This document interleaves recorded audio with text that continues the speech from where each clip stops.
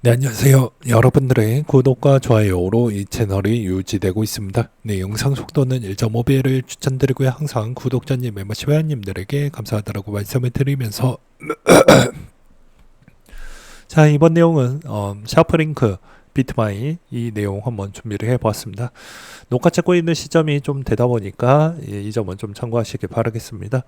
현재 비트마인 제가 녹화 찍고 있는 시점 대비해서 보게 되면 비트마인 MAV가 이제 이 샤프링크가 1.3일 정도 나오고 있는 실정입니다. 그래서 이제 비트마인 최근 동향 추이가 샤프링크 대비보다는 퍼포먼스가 좀 잘 나와주고 있는 실정인데요.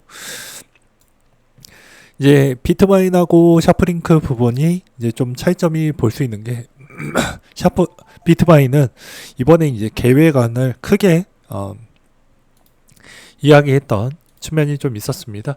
이제 보게 되면 여기서도 27조 원 추가 조달 계획을 신주 발행을 통해 가지고 200억 달러 정도를 해가지고 이렇게 우리가 진행을 하겠습니다 라고 발표가 나왔기 때문입니다. 그래서 그 영향으로 인해서 이더리움이 먼저 선방형으로 가격이 계속 올라가고 있는 모습을 볼 수가 있을 것 같고요. 그 다음으로 이제 샤프링크 같은 경우에도 마찬가지로 계속해서 추가 매입을 13일 기준점으로 계속 이어가고 있고 이제 60만 개를 넘어갈 것으로 보여집니다. 제가 녹화 찍고 있는 시점에서 60만 개 안 넘었지만 아마 조만간에 넘지 않을까라고 생각이 들어요.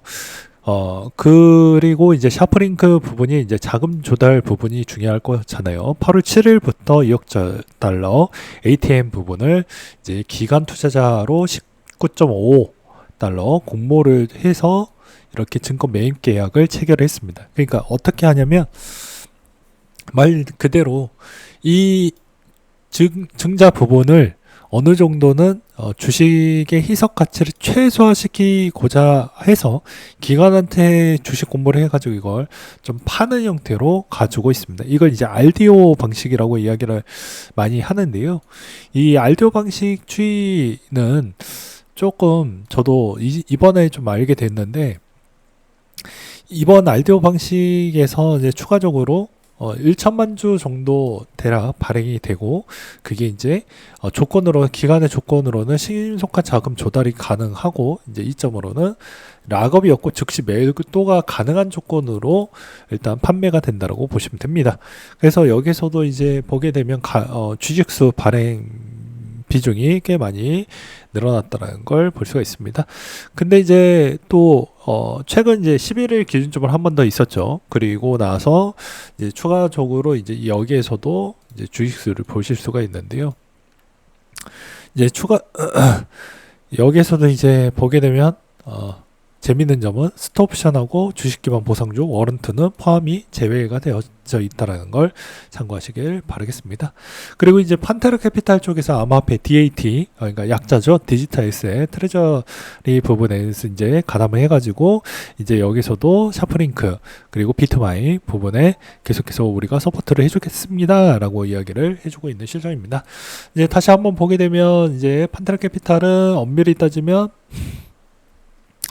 여기 있는데 여기에도 걸쳐져 있고 여기에도 걸쳐져 있다라는 걸 보실 수가 있겠죠. 그래서 엄밀히 따져 본다라고 하면 둘 다 나쁘지 않는다. 이제 비트마인 같은 경우에는 이제 200억 달러 유상 증자를 통해 가지고 재원 마련을 하겠다라고 되어져 있는데요. 현재 이제 이 주식수가 생각보다 많이 늘어나게 되는데 이 ATM 방식이 어느 시점에 이제 풀리는지는 확인이 불가능합니다. 근데 이제 이거 한 방에 처리를 할 것인지 아니면 만약에 나뉘어 가지고 진행을 한다고 하면 그 일정을 꼭 확인하시기 바라겠고요. 현재 기준점으로 만약에 하게 되면 아마 주식수는 3분의 1 정도 희석이 될 것으로 보여집니다. 그러니까 상당히 지금에 있는 가격도 많이 조정이 된다. 이렇게 보시면 될 것 같습니다. 그래서 이제 약간 재미로 보는 재미입니다. 이걸 좀 더 디테일하게 돌릴 필요성이 있긴 하지만 그냥 계속 매번 바뀌기 때문에 그냥 단순하게 지금 몇 가지 기준점만 또 두고 한번 돌려봤어요. 제가 녹화 찍고 있는 시점이 630만 원대를 보여주고 있으니까 단순 조건으로 그냥 순 매입에 따른 영향의 가격 추이가 얼마만큼 올라갈 수 있을지를 한번 넣어 본 거예요. 그래서 기준점은 630만 원에 50조 원을 태우겠다. 그것도 5년에 걸쳐 가지고 한번 해보겠다라고 해서 이렇게 한번 돌려보았습니다. 그래서 장기 매입 시 1.5배에서 3배 정도에 있는 효과가 나올 것 같다라고 되어져 있어요. 그래서 수급만 반영을 했었을 때, 저 정도 50조 정도만 들어왔었을 때 수급만 반영하면 대략 한 5% 정도는 나오지 않겠냐라는 것이고요. 여기서 이제 현실 반영 계산을 좀 해준다라고 치면 이제 개수를 2배 했었을 때 700, 그리고 강세장과 맞물려서 하면 720까지 올라가지 않겠냐. 그러면 여기에서 조금만 더 올라간다고 하면 720 정도가 되면 대충 한 환율이 매번 바뀌지만 아마 대충 한 1000조 원 정도가 된다라고 볼 수가 있겠죠.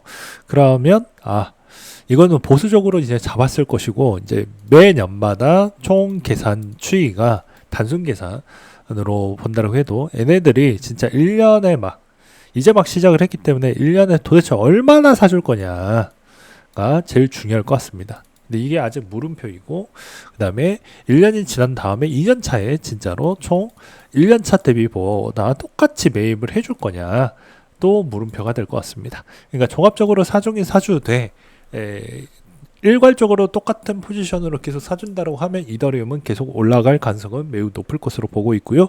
기간 부분은 저번에 이제 샤프링크 체제와 그 다음에 비트마인에 있는 체제는 좀 다소 차이점이 있다고 보시면 됩니다.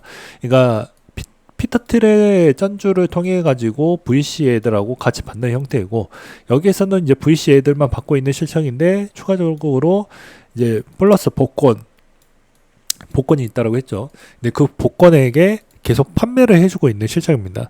어떻게 찾는지는 저도 잘 모르겠어요. 근데 복권을 계속 해가지고 판매를 해주고 있어요. 기관들한테 직접적으로 주식 판매를 통해 가지고 주식이 어차피 희석이 되겠지만 주식 가격을 최대한 좀 줄여보고자 하는 추이로 계속 가져가고 있다라고 보시면 될 것 같습니다. 그러면 종합적으로 이제 이런 형태에서 단기적으로는 누가 제일 수혜를 많이 받냐 하고 많은 질문이 나올 것 같은데요. 여전히 이제 단기적으로 수익을 많이 보는 게 이제 이더티나 이더유 같은 애들이 단기적으로 수혜를 많이 본다라고 보시면 될 것 같습니다. 왜냐면 어차피 주식의 변동성만 생기면 주식 주주들은 장기적인 패턴을 통해 가지고 수익을 내겠다라는 추이로 가기 때문에 여기에선 중장기적 모델로 가는 게 맞고, 이제 단기적으로는 레버리지 ETF들은 순 자산 가치가 훼손되거나 그런 게 없거든요. 이더가 오르면 오른 대로 그냥 올라갑니다. 레버리지 2배 형태로 말이죠. 그러면 당연히 이 시점에서는 더 많이 올라갈 수 있으면 최대 수혜주는 단기적으로는 이더리움 레버리지 2배 ETF가 가장 많이 뜨겁게 올라가지 않을까라고 생각이 듭니다.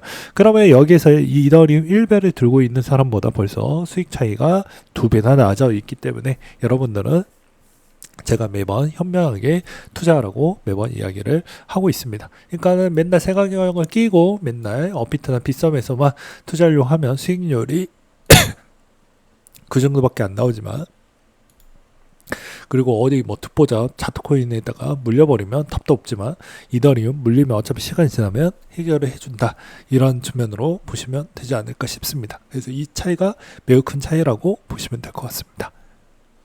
그리고 이제 투자 성향에 따라서도 많이 달라질 수가 있을 것 같은데요. 최근에 스테이블코인 부분에 따른 이익성을 보존하기 위해서 여러 가지 쟁토가 많이 있는 점도 전체적인 CEX 거래소의 부분의 유동성을 어느 정도 채워주는 개념이 있기 때문에 이제 내가 알트코인을 들고 있다라고 한다고 하시면 여전히